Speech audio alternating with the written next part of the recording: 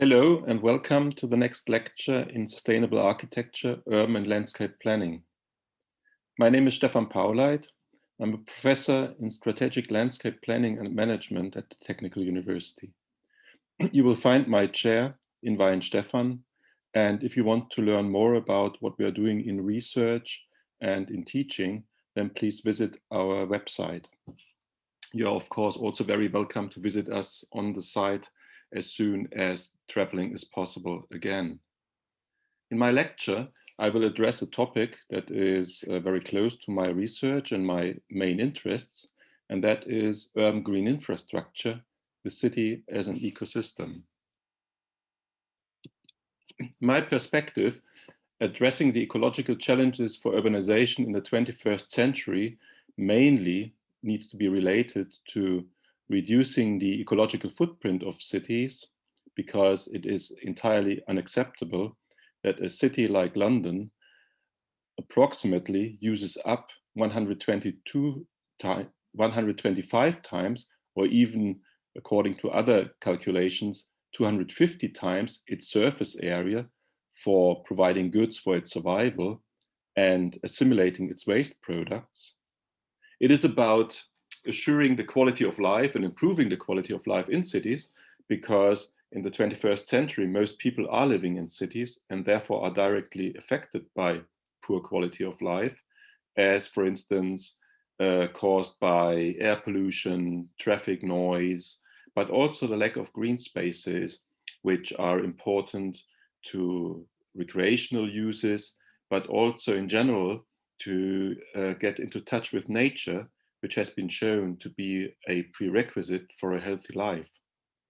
And the third big challenge that I see is climate change, where urban areas are not only a cause of climate change by the high level of greenhouse gas emissions, but also because they will be severely affected by climate change.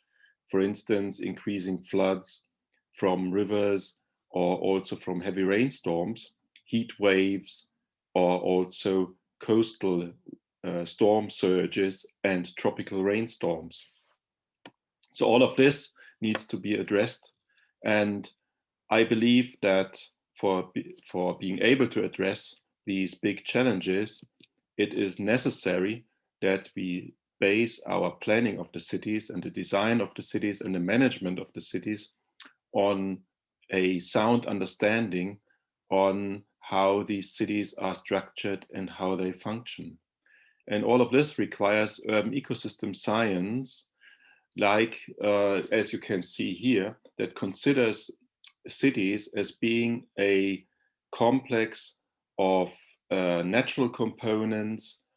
We call them also ecological, biophysical domain, of the social behavioral domain of the people that are shaping and governing cities, and the technological domain that drives also very often our development and is crucial really for the functioning of our cities.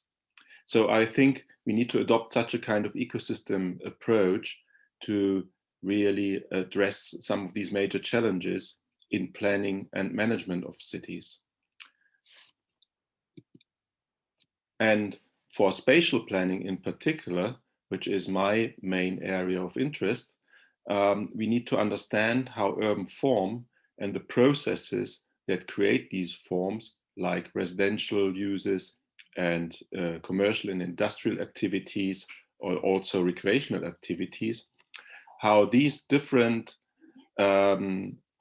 processes and the urban form, like surface ceiling and trees and shrubs, and the diversity of green and blue spaces that we find in urban areas in particular, like the ones that you can see here, from natural and semi-natural areas like forests or shrublands, and also abandoned areas, to parks and recreational areas, but also building greens like gardens, roof greening, facade greening, and even balcony green, and other green spaces that you may find on the fringe of urban areas like agricultural land, or also blue spaces, how all of these relate to ecosystem services in urban areas, that are really essential for the functioning of these cities, as we believe.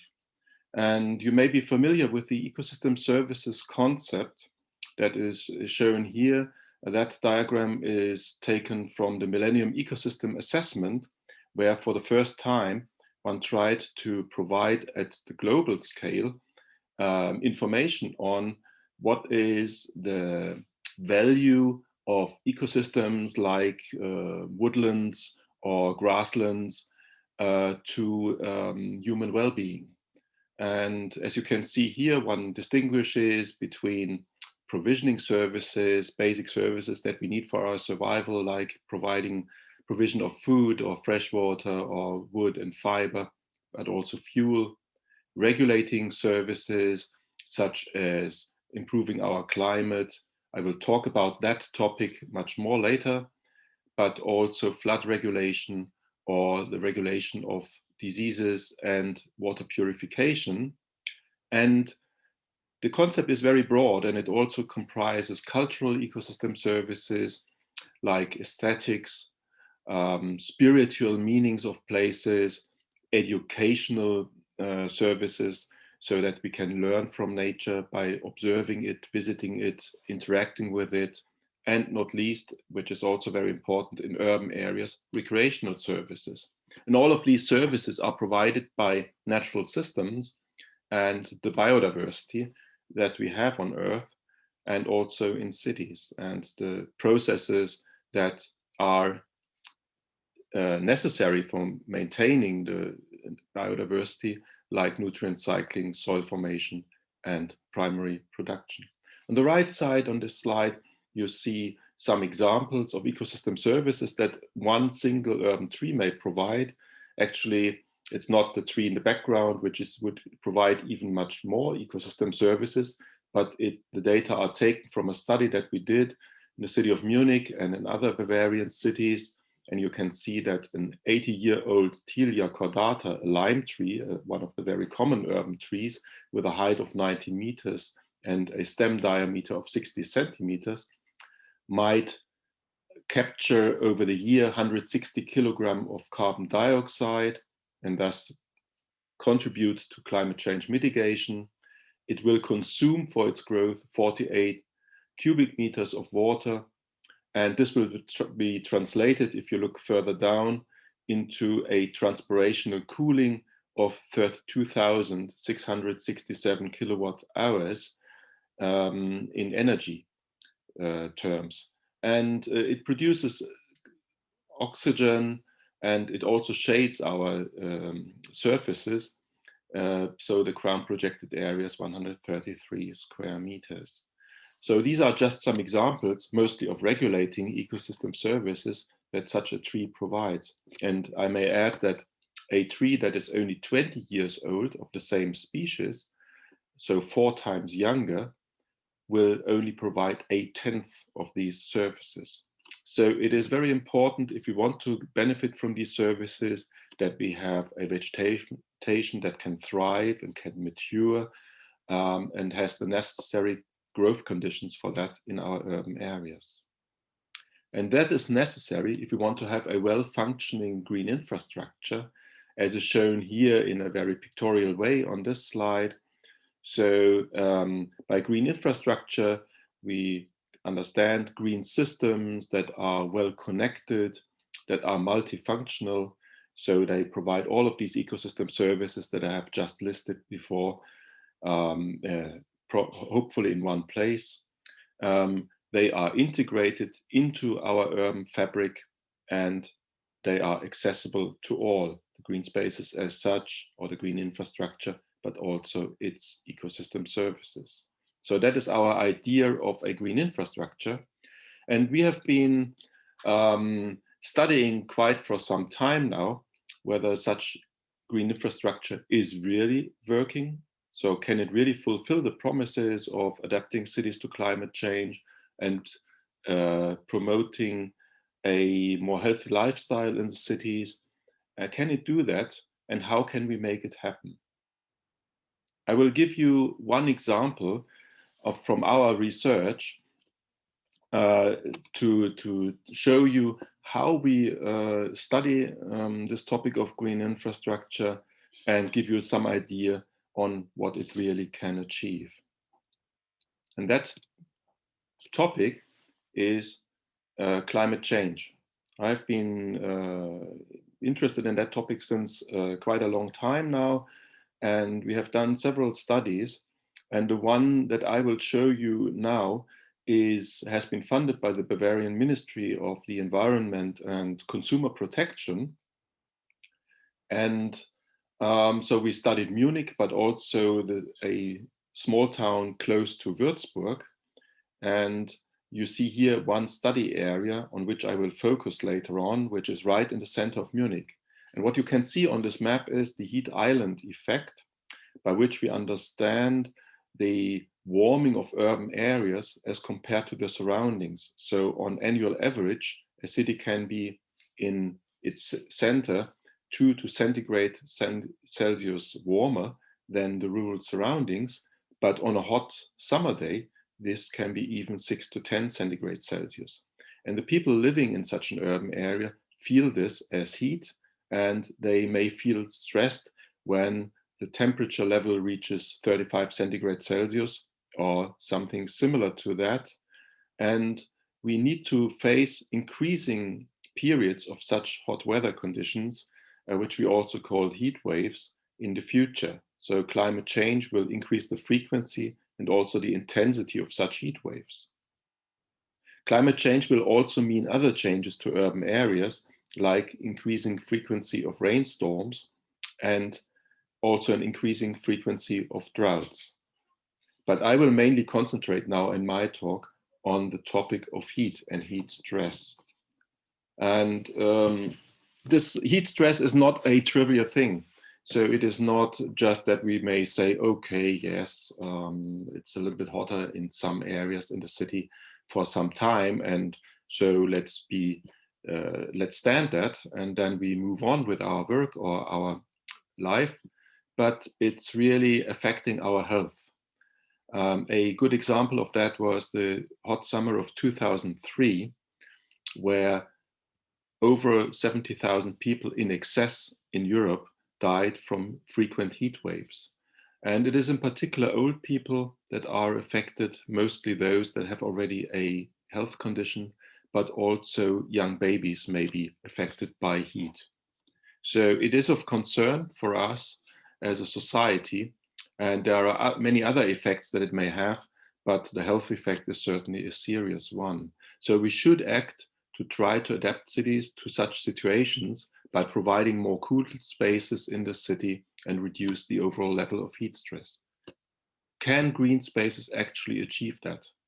That is what we studied. We studied this in the frame of what we call the Center for Urban Nature and Climate Adaptation, or Urban Ecology and Climate Adaptation, Zentrum Stadtnatur und Klimaanpassung. You will find this also on a website. And what we did is really, we tried to develop an integrated approach, by which I mean that we wanted to look at the issues of climate mitigation, so the need to reduce greenhouse gas emissions, and climate adaptation together. And we also wanted to see whether we can create co-benefits by introducing more green infrastructure in the city for people to improve the open space quality, but also for biodiversity, and thus enhance the possibility to experience nature in the city for the people living there. And why did we take this integrated approach? Well, when it comes to the concerns of climate mitigation and climate change adaptation, then certainly one of the difficult issues for spatial planning is that on the one hand, we may argue for that we need more green in the city, but on the other hand, we also may want to have compact and dense cities because they are more energy efficient. And so a crucial issue for planning is how can we find good compromise solutions between these two conflicting goals. In my further talk, I will mainly talk about the green infrastructure issue and not so much about climate mitigation. So we had a project that is called Climate Protection and Green Infrastructure, where we tried to roll out this integrated approach. And we looked in particular at the potential of already built areas. So we did not look at newly to be developed areas, but already the existing city, because that is the biggest challenge. And we looked at the potential of different types of green infrastructure to moderate heat stress and reduce stormwater runoff. And the three types of green infrastructure that we looked at were trees, facade greening, and green roofs. What we did is, in a modeling study, we varied the amount of these different types of green infrastructure for certain urban areas that I will show you still. And we varied also the climatic conditions by looking at the status quo of today and looking ahead to see how effective these green solutions would be under a climate change scenario where the temperatures will rise from an average on a hot summer day of 32 centigrade Celsius to 35.5 centigrade Celsius. So it's a 3.3 centigrade Celsius increase of the air temperatures. We looked at three different settlement types that are very frequent in Bavarian cities. One is the Maxvorstadt in Munich, a densely built perimeter area, so block area where the amount of greening is very low. A multi-story block area at the fringe of the city of Munich in Neuaubing, and a medieval town center in nearby Würzburg, so that is Heidingsfeld. I will only concentrate on the case of Maxvorstadt to demonstrate to you how we generally did our study.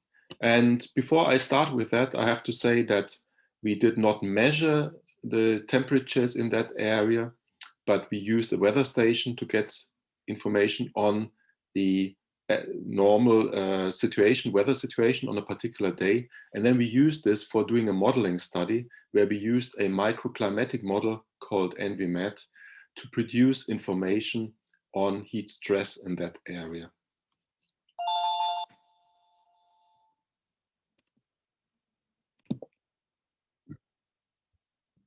In the following, I will show you some results of our study, and I will only concentrate on the case of Maxvorstadt in Munich. So this is a very densely built area of perimeter blocks, and the block that we chose has a very low coverage of green of about 10% or a little bit less even. It is maybe 100 meters distant from the main campus of our university in Arzerstraße. The pictures show you already the situation quite well.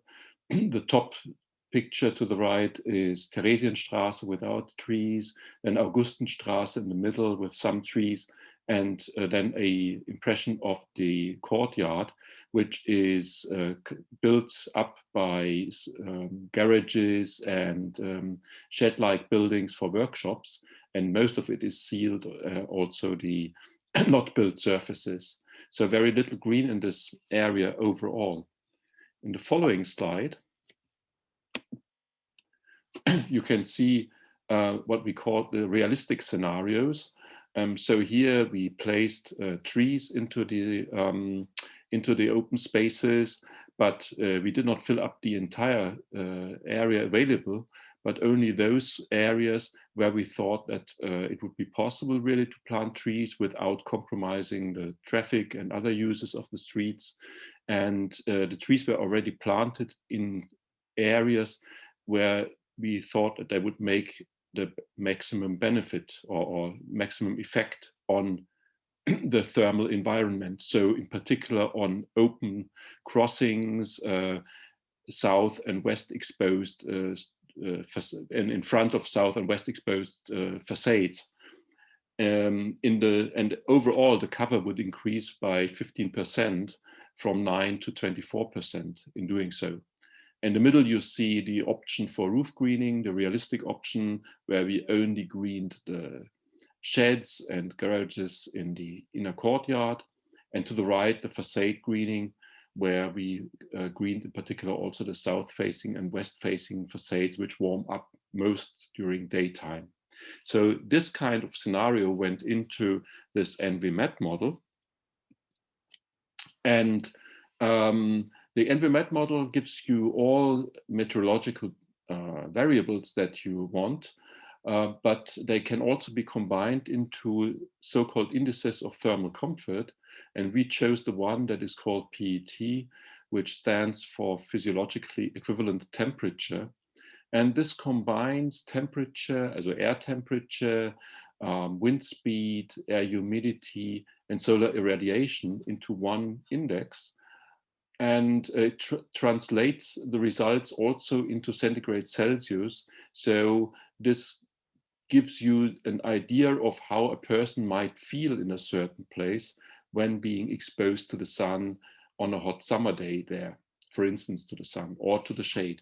And you see the differences here now for the maximum scenario, where we actually filled up really all available spaces with trees to see what would be the best that we could achieve by planting trees. And roof greening, all roofs available were greened and all facades were greened in the facade scenario. Below, you see the effect of these different scenarios, and you can clearly see that trees have the biggest effect, make the biggest effect.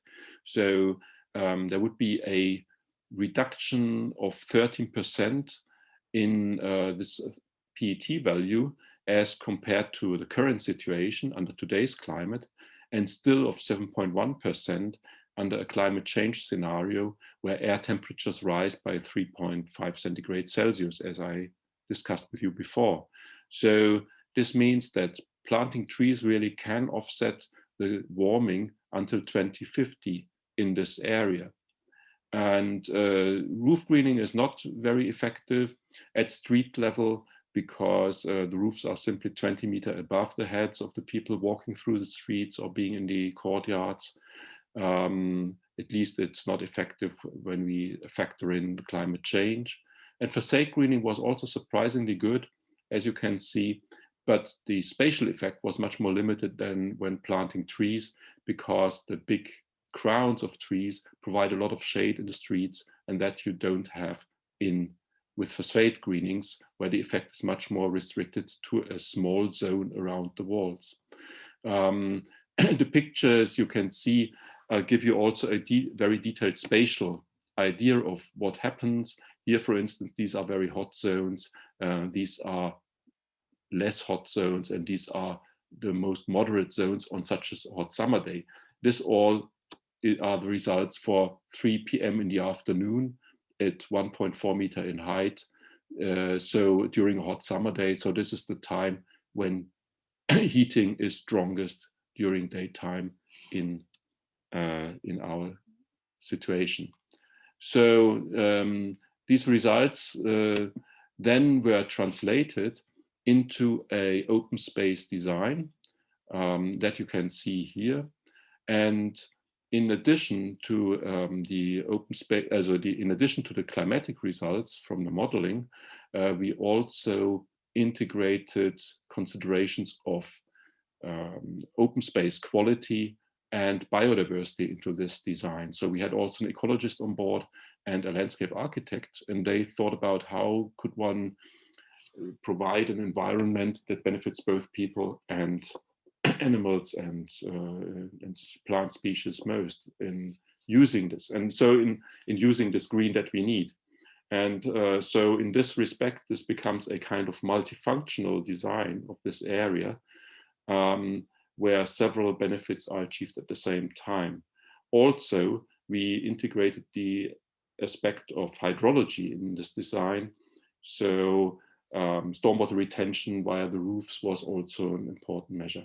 Overall, you can see from that it's a combination of different measures that would work best. So it's not either trees or roof greening or green facades, but it's a combination that should be achieved or implemented in such an area. And that's one point that you certainly can see. And a second point is that, of course, it would mean a really fundamental change to the to this area, because increasing the tree cover from say less than 10% to over 20% means that the above ground use of this area has to be changed. So there has to be a strong reduction in car traffic, and in particular also in parking cars, also the use of space for car parks, else one would not be able to plant these trees. There has also to be a de-sealing of inner courtyards, and not least, if you want to plant trees there, you need to think also about what is below ground, because there are a lot of utility lines below ground, like the electricity supply and the water supply and wastewater canals and so on. And so you would need to free up space also below ground to provide the space for trees to grow there healthily. That is certainly a major challenge for the future design of these spaces. So even if we keep the buildings as they are, more or less, then and the overall character of the area would not change dramatically, still it is a dramatic change to the way how we design and manage the open spaces in future in this area. And this is just to sum up, so to say, our approach.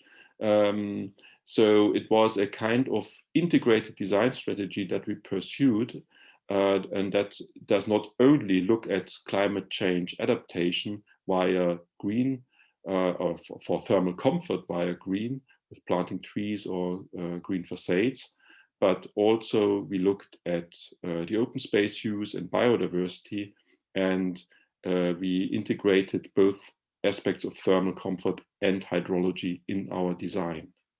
And this is, of course, a very challenging approach, because it requires different skills and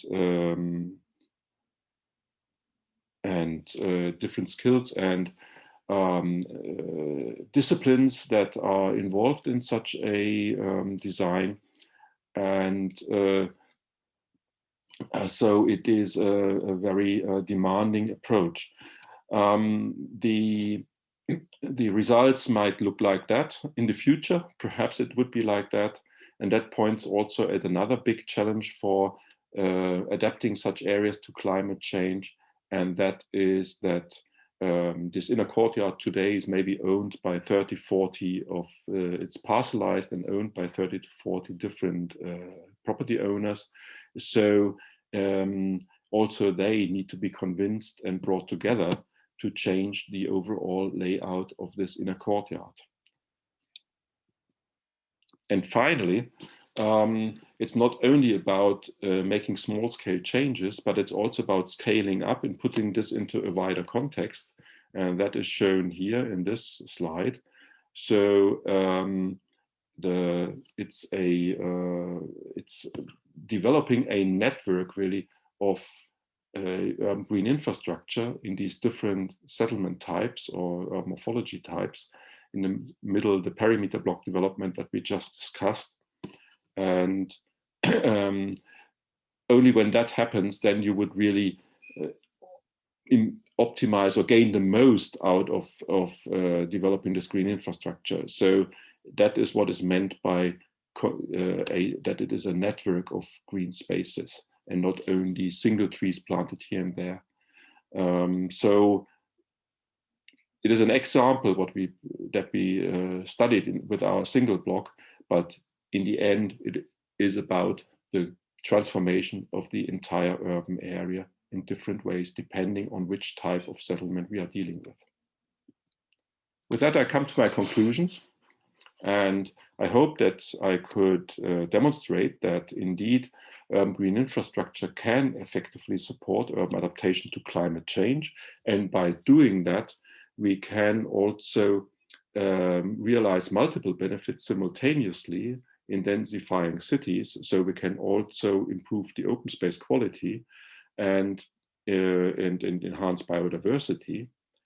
but that requires really a fundamental change to the use and the structure of the open spaces. And for that, we need collaborative approaches to the planning of urban green infrastructure, where the different disciplines get together, both the open space planners, the urban planners, the infrastructure planners, like mobility, sewage systems, and so forth. That is a major challenge because we need to overcome policy and administrative silos that are very strong in such a big city like Munich, but also in other places. And finally, not least, we need to closely engage with the citizens in such an approach, because they are the ones that are affected by this transformation of urban spaces. They are also, to a large degree, the owners of that space. And so it will only be possible to make such major transformations with them and not against them. And that is all I wanted to say in this lecture. I hope that gave you some insights into what I'm doing and what we are at my chair are doing. And so you are welcome to contact us if you have further questions related to our work. And if you have an interest to do some thesis later or so, then we are also glad to discuss that with you. Finally, I just would like to point you at some further reading. So the results that I just presented to you have been mostly summarized in these guidelines for climate-oriented communities in Bavaria that you can download as a PDF from the website of the Center for Urban Ecology and Climate Adaptation, Zentrum Stadt, Natur und Klimaanpassung. It's available both in German and English, this guideline. And on the right, you see results from a European study that we did on green infrastructure as a planning approach. And so there you can learn more about how we envisage that green infrastructures may be planned and what could be the governance of such green infrastructures at city scale, but also at smaller scales. That's all that I can present to you. Still the references that are also included in this lecture. And then I thank you very much for your attention, and I look very much forward to the discussion that we will have in January. Thank you.